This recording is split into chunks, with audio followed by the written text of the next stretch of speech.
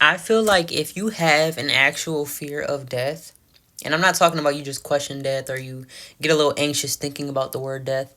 I'm talking about you have an actual fear. Like if somebody asks you what is your fear and you say death, I feel like most times when people say that, it's because they're holding on to something that's not of God and they're scared that that's going to be the reason that they go to hell. And I say this because I've been like this and I've seen a lot of other people that think like this. For me, it was homosexuality. I was holding on to homosexuality and I transitioned into a boy. Those two things I was holding on to because I held that as my identity and I didn't give it up to God. So I would have the hugest fear of death. Death was my fear and drowning. But death was my biggest fear because I didn't know if, because obviously in the Bible that it says you're not supposed to do that. And I was doing it and I was like, well, if God accepts me, he's going to accept me. No, the Bible says deny yourself. He's not going to accept you just how you are. He says come as you are and I will change you. He never said I'm going to accept you how you are.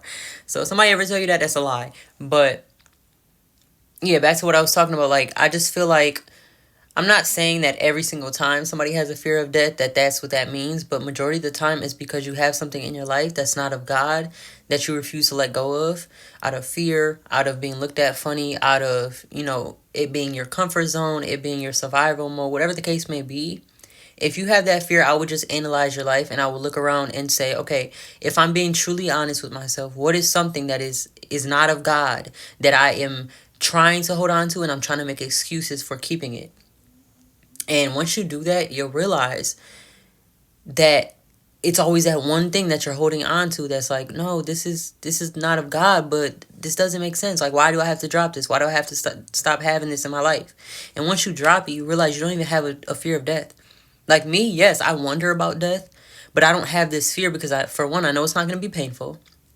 I know that I'm going to heaven, and I know that um yeah, like that's basically it. Like I know that I'm going to heaven because I'm living in the will of God. I know I don't deserve to go in heaven, but I know 100% sure somebody asked me, "Are you going to heaven?" I know I am because I'm living. There's nothing in my life that I'm holding on to. Like I'm not saying I don't sin, but I feel like when you live like Christ, there's no sin that you're going to keep going to. Like, you know what I'm saying? Like, if you're going to it, that's when you usually have a fear of death. If you have that repetitive sin that you just can't let go of and you refuse to let go of it for some reason, you're going to have a fear of death.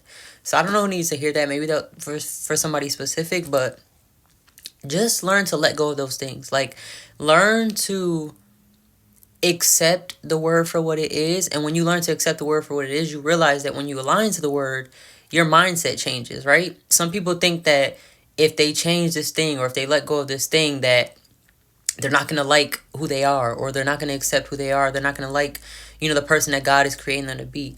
When you let go of sin, your mind changes, right? Your mind isn't captive to that sin. So, for example, if God is saying stop listening to secular music and you like it so much and you're like, God, but this is my favorite artist. I like this music. And God is just saying like, this is bad music for you. Once you let go of that music, you see that your music taste actually changes. It's not that it's going to be like, fine, I have to listen to gospel now. Fine, I have to listen to music that doesn't talk about killing and drugs. And it's like, no, it's not going to be like that. Once you align to God's will because it's the truth, it's like it's like you're not blinded anymore and you are renewed. You know what I'm saying? So, again, I don't know who need to hear that, but take that back to God, pray on that, and have a good day.